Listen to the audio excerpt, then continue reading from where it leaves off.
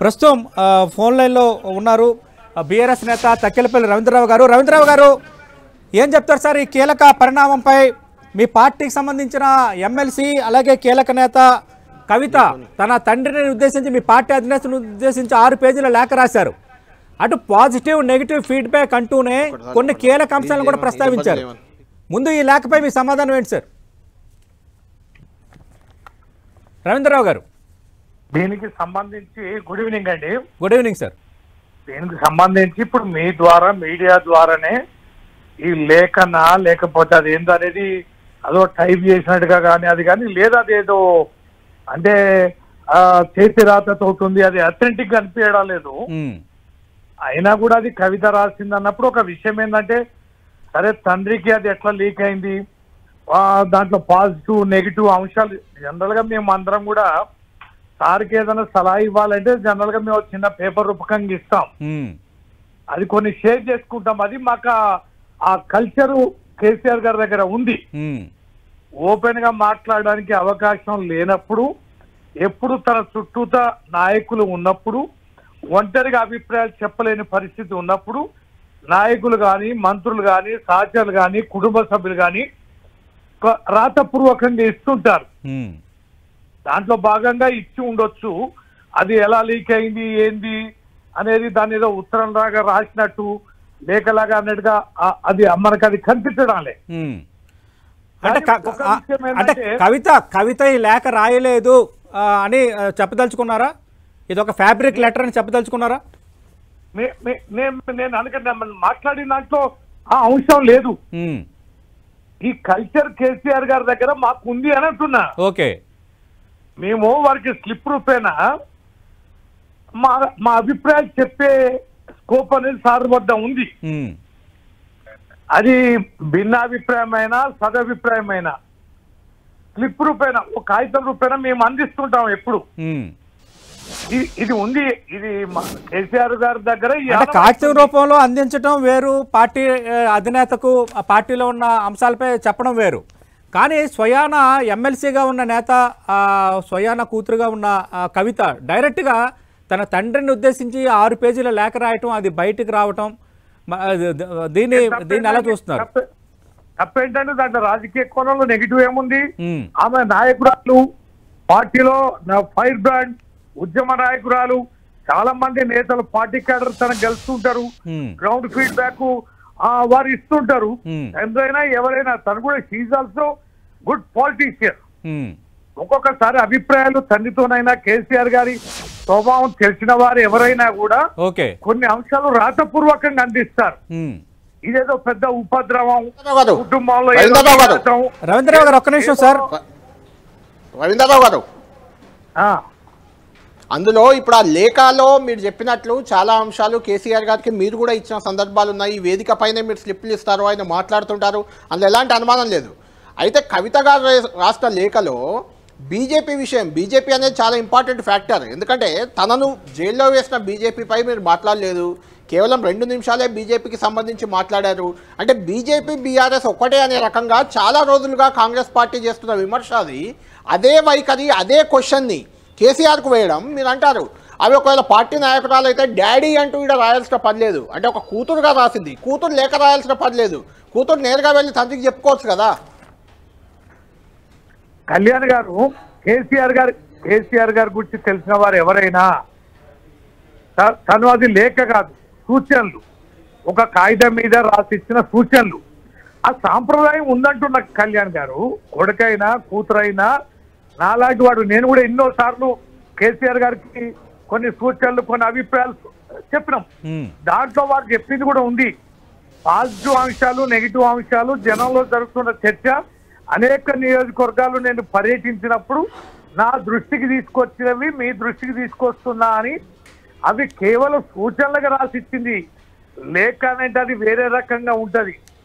గౌరవ కేసీఆర్ రవీంద్రరావు గారు ఈ మధ్య కవిత గారు మీడియాతో కూడా చిట్చాట్ మాట్లాడితే తెలంగాణ భౌగోళికంగా సాధించుకుందాం కానీ సామాజిక తెలంగాణ సాధించలేకపోయామని కేసీఆర్ పాలనను ప్రశ్నించారు.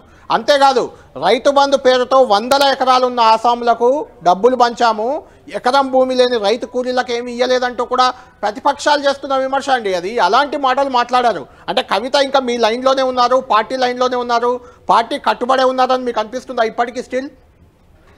ఖచ్చితంగా ఇప్పుడు చాలా మార్లు వారు బీసీ స్టాండ్ తీసుకోవడం కానీ, అంబేద్కర్ స్టాండ్ తీసుకోవడం కానీ, సోషల్ సంబంధించిన అంశాలు ఆమెకు భిన్నాభిప్రాయాలు చాలా ఉన్నాయి, సొంత అభిప్రాయాలు ఉన్నాయి.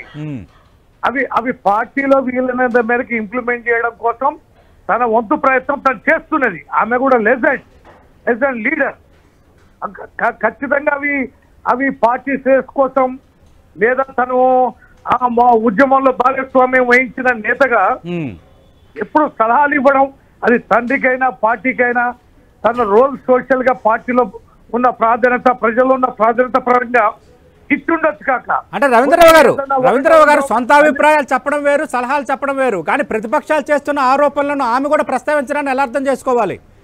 ఇందాక కళ్యాణ్ ఆయన ప్రస్తావించినట్టుగా భారతీయ జనతా పార్టీని పల్లెత్తు మాట అన్నారు అన్న అంశాన్ని కాంగ్రెస్ ప్రస్తావిస్తోంది, ఈరోజు కవిత ప్రస్తావించారు.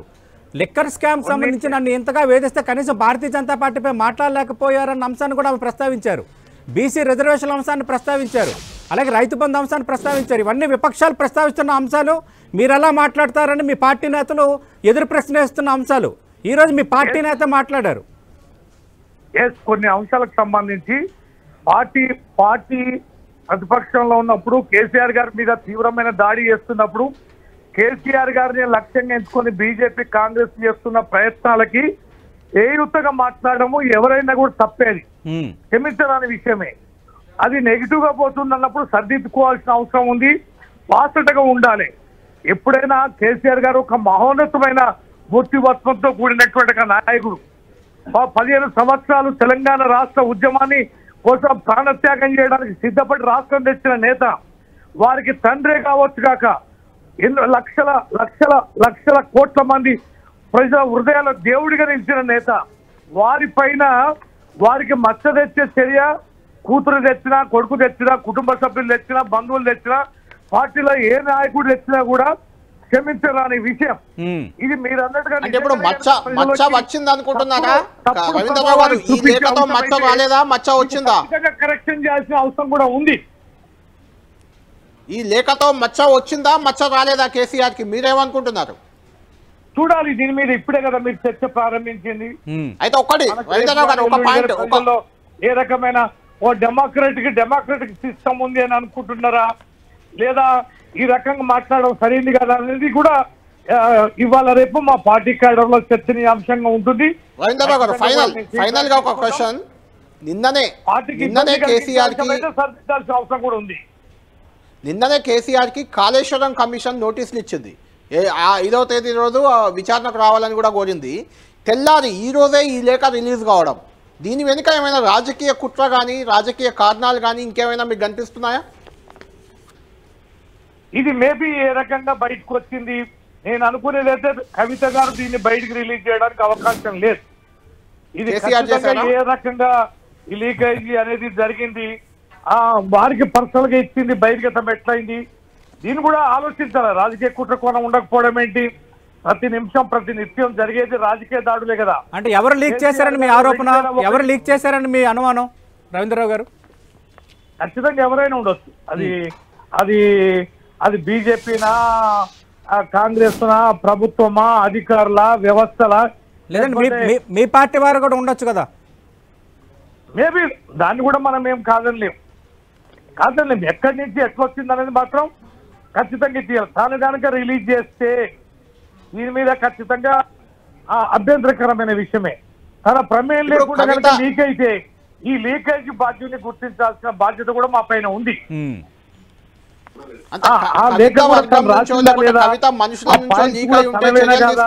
ఇవన్నీ కూడా చూడాలి. ఇవి రాజకీయ కుట్రలో భాగమా, ఏం జరుగుతుంది అనేది కూడా చూడాల్సిన అవసరం ఉంది. కవిత గారు ఇప్పుడు అందుబాటులో లేరు కనుక తను వచ్చాక వారి అభిప్రాయం, మా పార్టీలో అభిప్రాయం అన్ని రకాలు కూడా తీసుకొని ఈ రకంగా నష్టాన్ని కలిగించే అంశం అయితే ఖచ్చితంగా దీనిపైన మీరు తగిన చర్యలు తీసుకోవాల్సిందే. ఎక్కడొక్కడ దీనికి ఫుల్ స్టాప్ అనేది కూడా పెట్టాల్సిన అవసరం ఉంది. ఎవరిని ఉపేక్షించాల్సిన అవసరం కూడా లేదు. అంటే ఒకవేళ కవితను మద్దతు ఇచ్చేవారు కవిత వర్గంగా ఉన్న వాళ్ళు ఎవరైనా లీకేజీకి పాల్పడి ఉంటే వాళ్ళపైన చర్యలు తీసుకుంటారా పార్టీ పరంగా? తప్పనిసరిగా నిర్ణయం అధిష్టానం తీసుకోవాల్సిందే కదా. ఇది పార్టీకి నష్టం కలిగించిన అంశము, అంతర్గత అంశము, చాలా విషయాలు ఉంటాయి. రాజకీయ పార్టీ అన్నాక, కుటుంబం అన్నాక, పార్టీ నేతల మధ్యన ఎన్నో రకాలైనటువంటి ఇంకోటి ప్రతిపక్షాలు ఉన్నప్పుడు, అననుకూలమైన పరిస్థితులు ఉన్నప్పుడు, ఎదుటి వాళ్ళు చాలా కేంద్ర ప్రభుత్వం, రాష్ట్ర ప్రభుత్వం, రెండు జాతీయ పార్టీలు ఈ విధంగా కంటకంగా తయారైనప్పుడు, విపరీతమైనటువంటి దాడులు చేస్తున్న సందర్భంలో చాలా సున్నితమైనటువంటి అంశాలను కూడా బహిర్గతం చేసినప్పుడు అవి ఇబ్బంది కూడా కలిగించవచ్చు. అంటే రవీంద్రరావు గారు ఫైనల్ అంటే అడుగుతారా, వివరణ అడుగుతారా ఎమ్మెల్సీ కవితకి ఈ విధంగా లేఖ రాయటం, ఈ అంశాలను ప్రస్తావించడం పైన? ఖచ్చితంగా దీన్ని సులభంగా తీసుకోవాల్సిన అవసరం అయితే కాదు. తీసుకోవాల్సిందే. ఇది లాభాలకు సంబంధించిన బేరీజులు వేసుకోవాల్సిందే. భవిష్యత్తులో దీనికి సంబంధించినటువంటి ఒక విధానాన్ని రూపొందించుకోవాల్సిన అవసరం అయితే ఉంది. రవీంద్రరావు గారు ఫైనల్గా అంటే కవిత రాసిన లేఖలో కూడా ఫైనల్ పాయింట్ ఇదే, నేను అడుగుతున్న ఫైనల్ క్వశ్చన్ కూడా ఇదే మిమ్మల్ని. జెడ్పీటీసీ, జెడ్పీ చైర్మన్, ఎమ్మెల్యే స్థాయి నాయకులు కూడా చాలామంది మీతో యాక్సెస్ దొరకడం లేదని బాధపడుతున్నారు, సెలెక్టివ్ యాక్సెస్ ఇస్తున్నారని ఫీల్ అవుతున్నారు. Kindly reach out to every one, అందరినీ మీరు కలవండి అంటే ఏదైతే రేవంత్ రెడ్డి గారు పదే పదే అంటున్నారో ఫామ్ హౌస్లో పడుకున్నాడు, ఎవరిని కలవట్లేదు, అది కేసీఆర్ ఏదైతే విమర్శ చేస్తున్నాడో ఆ విమర్శ చివరిలో ముగించారు లేఖలో. దాన్ని ఎలా చూస్తారు? కేసీఆర్ ఎవరికి అందుబాటులో లేడు, ఫామ్ హౌస్ లో పడుకున్నాడు, అది రేవంత్ రెడ్డి వ్యాఖ్యలు, కవిత చేసిన వ్యాఖ్యలు సేమ్ ఉన్నాయి ఇక్కడ. కళ్యాణ్ గారు 2001 నుంచి 2025 వరకు కేసీఆర్ గారిలో ఉన్న స్వభావం మీకు తెలీదా? ప్రజలకు తెలియదా? మా పార్టీ క్యాడర్ తెలియదా? ఉద్యమ కాలంలో ఏ రకంగా ఉండేదో ముఖ్యమంత్రి కూడా ఆ రకంగానే ఉన్నారు. ఇవాళ ఆరోపణ చేయడమే కాదు, కేసీఆర్ గారు కలవడానికి, బయటకు రావడానికి, ఎజెండా ఎత్తుకోవడానికి, ఒక అంశం ప్రజలకు తీసుకెళ్ళడానికి సమయం, సందర్భం, వ్యూహం ఉన్నాయి కదా. అదే కదా ఆయన బలం, అదే కదా ఆయన అది కాదు రవీంద్రరావు గారు, బలం బలహీనత గురించి కాదు మాట్లాడేది రవీంద్రరావు గారు, ఆయన బలం బలహీనత గురించి కాదు. అదే ప్రశ్న కవిత గారు అంటే సొంత కూతురు కూడా అడుగుతున్నారు కదా, దీన్ని ఎలా చూడాలి అంటున్నారు. అందుబాటులో లేరని అంశాన్ని ఆమె కూడా ఎత్తి చూపుతున్నారు కదా. అది కవిత గారి అభిప్రాయం కాదు, బయట ఈ చర్చ ఉందని తన దృష్టికి తీసుకొచ్చినట్టుగా పాయింట్ ఉంది. కొన్ని పాజిటివ్, నెగిటివ్ అనేది మీరు చెప్పిన స్క్రిప్ట్ లో ఆ అంశాలు ఉన్నాయి. అంటే బయట ఇట్లా చర్చ, కేసీఆర్ గారిని కలవాలి, కేసీఆర్ గారితో ఫోటో దిగాలని ఎవరికి ఉండదు. కళ్యాణ్ గారు ఎవరికైనా ఉంటది కదా. కేసీఆర్ గారి స్వభావం ఏంటి? ఈ రాష్ట్రానికి ఏం చేయాలి, ప్రజలకు ఏం చేయాలి, భవిష్యత్తు నిర్మాణం ఏ రకంగా చేపట్టాలి, మన దరిద్రాన్ని ఎట్లా పారదోలాలి, వనరులను ఎట్లా సమకూర్చుకోవాలి, మన తెలంగాణని సంపన్న రాష్ట్రంగా ఎట్లా రూపొందించాలనేది కదా ఆయన ముఖ్యమంత్రి గురించి పనిచేసిందంతా. రాష్ట్రాన్ని ఎట్లా తెచ్చుకోవాలనే కదా 14 ఏళ్ళు ఆయన రూపొందించింది. అంటే ఎస్సీ వర్గీకరణ అంశంపై కూడా మాట్లాడలేదు, చివరికన్న అంశాన్ని కూడా ప్రస్తావించారు. అంటే అపోజిషన్స్ ప్రస్తావించిన చాలా కీలకమైన 5 అంశాలను ప్రస్తావించడం అనేది ఏదో ఫీడ్బ్యాకో లేదంటే తన తండ్రికి కొన్ని మాట్లాడాలనుకున్నారని అని అంత ఈజీగా ఎలా తీసి పారేస్తాం రవీంద్రరావు గారు?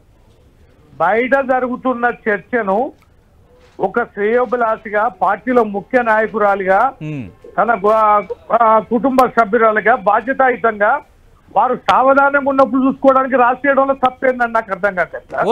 ఓకే అంటే శ్రేయోభిలాషిగా రాశారు కాబట్టి రేపు పొద్దున్న ఆమెకి వివరణ అడగాల్సిన అవసరం ఉండదు, ఇంకా పార్టీ పరంగా ఆమె ఒక ఫీడ్బ్యాక్ ఇచ్చారు, అంతవరకు పరిమితం అవుతారా? అంటే ఖచ్చితంగా దీనిపైన ప్రభావం ఎట్లా చూపుతుంది అనేది కూడా ఇంపార్టెంట్ కదా. పార్టీ ప్రజలు కానీ, మీ మీడియా కానీ దీన్ని ఏ రకంగా చిత్రీకరిస్తుంది, ఇది ఎటువైపు పోతున్నది, ఎవరు చిత్రీకరించడానికి ఏమి లేదు సార్ రవీంద్రరావు గారు. ఆమె రాసిన లేఖ వచ్చింది, దాని మీద మీతో మాట్లాడుతున్నాం. కొత్తగా ఇందులో చిత్రీకరించడానికి ఏముంటుంది? ఆమె అన్ని అంశాలు ప్రస్తావించినప్పుడు ఖచ్చితంగా మీడియా దీన్ని ఏ రకంగానే డైవర్షన్ తీసుకోవచ్చు కదా. కాకపోతే ఇవ్వాల్సి ఉంటుంది. రవీంద్రరావు గారు, మీడియా డైవర్షన్ అనేది మీ ఆరోపణ పక్కన పెడదాం.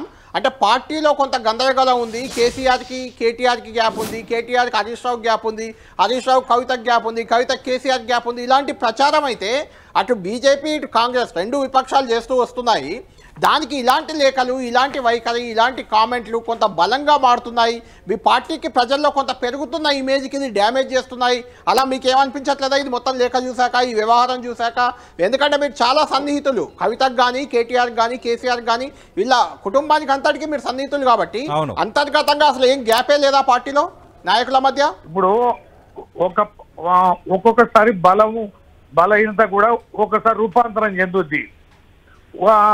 చాలా మార్లు హరీష్ రావు గారు లాంటి దిగ్గజం, ప్రజాక్షేత్రంలో పోరాడే ఫైటర్, అద్భుతమైన పరిపాలన దక్షత కలిగి సమాచారం గ్రహించగలిగే నేత కేటీఆర్ గారు మహిళా శక్తిగా రూపొందించి ఎంతో మంది మహిళలకి ఉద్యమ స్వభావంలో ఆదర్శప్రాయంగా నిలిచింది కవిత. ఇవన్నీ మా ఎస్ఎస్ కదా, సమర్థులైన నాయకత్వం, అద్భుతమైన నాయకత్వం.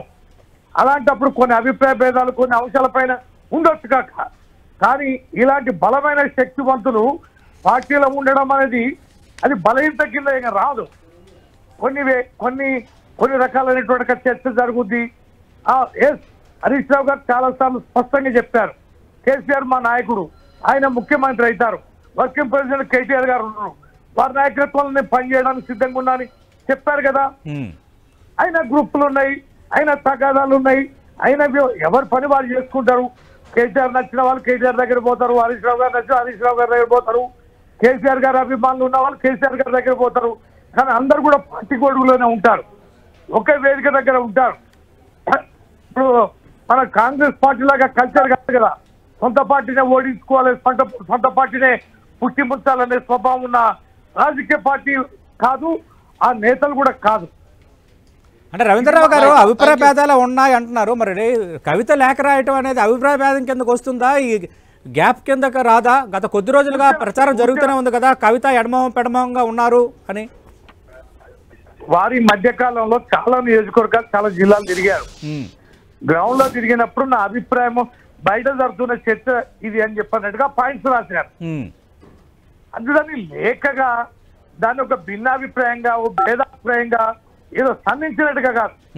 బయట ఈ సభ వల్ల ఇవి పాజిటివ్ అయింది, ఈ మధ్య కాలంలో ఇది జరిగింది, ఈ సభ వల్ల పెద్ద ఈవెంట్ చేశాం, దాంట్లో ప్లస్ మైనస్ బయట జరుగుతున్న చర్చను వారి దృష్టికి తీసుకొచ్చారు. కేసీఆర్ గారి దగ్గర చాలా గంభీరమైన వాతావరణం ఉంటాయి. కొన్నిసార్లు అభిప్రాయాలు చెప్పుకోలేము, అది కూతురు కావచ్చు, కొడుకు కావచ్చు, మేము కావచ్చు, ఎవరైనా కావచ్చు. అది మీకు ఖచ్చితంగా రాతపూర్వకంగా ఇస్తాం. అది మాకు మా నాయకుడు మాకు ఇచ్చిన అవకాశం. అది దానిని సద్వినియోగం చేసి దృష్టి తీసుకెళ్ళడం అంత నేరంగా ఎందుకు చిత్రీకరిస్తున్నారో నాకు అర్థం కావాలి. ఎందుకు ఇంత ఒక ఏదో బ్రహ్మాండం బద్దలైపోయింది బీఆర్ఎస్ పార్టీల కుటుంబం నుంచి సెగలు వచ్చినట్టుగా ఇంత భారీగా చర్చించే అంశం కాదు. ఇది మా దగ్గర సర్వసాధారణంగా జరిగే అంశం. చూద్దాం ఫ్యూచర్ లో ఏం జరగబోతుంది, ఈ నమ్మకమే నిజమై పార్టీ అంతా ఐకమత్యంగా ఉంటుందా, లేదంటే మీడియాలో బయట చర్చలో పార్టీలో గ్యాప్ వచ్చింది, విభేదాలు వచ్చాయని నిజమవుతుందా మనం చూద్దాం. థ్యాంక్ యూ రవీంద్రరావు గారు.